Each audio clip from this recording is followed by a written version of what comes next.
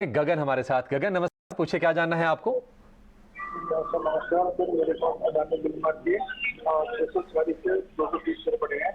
तो मेरा जो है लॉन्ग टर्म के लिए तो 646 के भाव के 220 शेयर हैं अडानी विल्मार के, और इस वक्त जो प्राइस चल रहा है वो है 451 रुपये। हालांकि हमने लिस्टिंग के बाद से बहुत ही लंबे चौड़े रिटर्न्स इसमें आते हुए देखे थे, लेकिन जिस तरह से हिंडनबर्ग की रिपोर्ट के बाद अडानी के स्टॉक्स में थोड़ी सी संकट गहराया। हालांकि अब उबरने की कोशिश कर रहे हैं, क्योंकि अब तो मामला साफ ही है। सुप्रीम कोर्ट की कमेटी ने भी कह दिया है कि कुछ गड़बड़ नहीं था। लेकिन सौरभ जी, इनके भाव से करीब करीब 200 रुपये नीचे है ये शेयर अडानी विल्मार का, और आईपीओ से अगर हम जोड़ेंगे तो 800 रुपये के आसपास तक यह गया था अडानी विल्मर। क्या आपको लगता है कि स्ट्रेंथ है? हालांकि जब भी हम बातचीत कर रहे थे अडानी के स्टॉक्स को लेकर, तो कुछ स्टॉक्स ऐसे थे जिस पर सभी का कन्विक्शन था, अडानी पोर्ट हो या फिर अडानी विल्मर हो, इसको लेकर कोई शंका नहीं थी। आपका कितना भरोसा है अभी इस पर? में एक ओवरहैंग था, वो कहीं ना कहीं कम हो गया है और वापस इन्वेस्टर्स का जो इन पे कॉन्फिडेंस था वो वापस रिपोज होते हुए नजर आ रहा है। जितने भी शेयर हैं उसमें अच्छी चाल देखने को मिल रही है। मुझे लगता है कि आप बिल्कुल होल्ड कर सकते हैं। हालांकि ऑपरेशनल परफॉर्मेंस जो है वो कंपनी की घट के आई थी। जो मुनाफा था, मार्जिन थे, वो इनके तेल के कारोबार में कम हुए हैं, लेकिन आने वाले समय में वो भी लगता है थोड़े से इंप्रूव हो सकते हैं। यहाँ पर आप एवरेज करने की सलाह बिल्कुल नहीं है, लेकिन आप इसे होल्ड रखें। हो सकता है कि ऑपरेशनल परफॉर्मेंस और जिस तरह से स्टॉक्स वापस वापस आ रहे हैं अदानी के ग्रुप के सारे स्टॉक्स, तो हो सकता है वो कम बैक करें और आपको निकलने का मौका मिल जाए। फिलहाल के लिए होल्ड रहे। ठीक है, तो होल्ड रखिए, कोई दिक्कत वाली बात नहीं है अदानी विल्मर में। अगला सवाल ले लेते हैं। और ये अंशुल नमस्कार, पूछिए क्या जानना है आपको।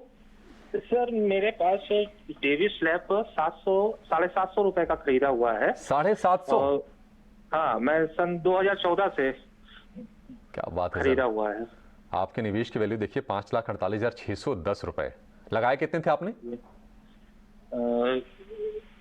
पहले तो मैंने इसको 100 शेयर खरीद के, हाँ, फिर इसके बाद मैं इसको धीरे धीरे बढ़ाता गया। बढ़ाते गए आप, तो आपकी एवरेज कॉस्ट मतलब 750 पड़ी। हाँ, 750। ठीक है, 700 वाला, 750 वाला, 3500, ऑलमोस्ट 5 गुना ये शेयर हो गया है। अंशुल जी, आप क्या टारगेट लेके चल रहे हैं? कुछ लक्ष्य है आपके? नहीं, मैंने इसको इन्वेस्टमेंट करके रखा हुआ था मैं अपने लाइफ के लिए। तो ये गौरांग शाह ने सन 2014 में इस रेट बोला हुआ था। उन्होंने 1500 तक का बोला था, तो हम लोग इसको लेके रखे हुए थे। ठीक है, 1500 उन्होंने बोला और 3500 हो गया। 35 हो गया तो और ऊपर भी गया था ये शेयर, 4000 के आसपास तक गया था। थोड़ा सा नीचे जरूर आया है ये। जी जी। तो आप पहले तो गौरांग जी को मैं थैंक यू पहुंचा दूंगा, आपका थैंक यू पहुंचा दूंगा उन तक। लेकिन सौरभ जी से राय ले लेते हैं। सौरभ जी, डिवीज लैब देखिए, ये होता है दम, और ये जिस समय की बात कर रहे हैं शायद उस समय पर डिवीज लैब के बारे में इतनी बातें नहीं होती थी, लेकिन अचानक से कहते हैं ना कि फ्रंट लाइनर साबित हो गया, ये निफ्टी का पार्ट भी हो गया डिवीज लैब। अभी आपको कैसा लग रहा है सौरभ जी? और चूंकि इनकी जो वेल्थ है वो 5 गुनी हो गई है, प्रॉफिट टेकिंग कर लें या फिर कंपनी में इतने दम है कि समय दें तो और ये वेल्थ और बढ़ेगी? देखिए, पिछले 3 साल में अगर आप देखें तो फार्मास्यूटिकल कंपनीज ने बहुत ज्यादा रिटर्न नहीं दिया। कोविड के दौरान चली थी और जितने भी फार्मा कंपनीज का हमने देखा कि अब थोड़ा इनको यूएस में बिजनेस करने में परेशानी हुई, मार्जिन में थोड़ी परेशानी हुई और प्रॉफिटेबिलिटी डाउन आ गई। डीवीज के केस में कुछ ऐसा लग रहा है कि अभी जो नंबर्स आए तो वहां पर ये लग रहा है ये परेशानियां शायद बॉटम आउट हो रही हैं और बाजार इसे इस तरीके से ही देख रहा है कि आने वाले समय में जो अर्निंग्स है उसमें और इम्प्रूवमेंट आएगी।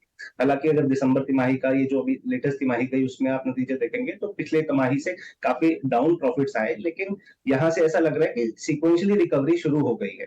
इतने समय के लिए इन्होंने ये रखा हुआ है और मैं समझता हूँ कि अगर ये और भी इसको 2-3 साल देंगे तो कोई अच्छा ही रहेगा, क्योंकि जो डाउनवर्ड ट्रेंड था वो स्टॉक में से निकल गया है और ऑपरेशनल परफॉर्मेंस इंप्रूव होने का लग रहा है। तो मेरे हिसाब से आप बिल्कुल बने रह सकते हैं।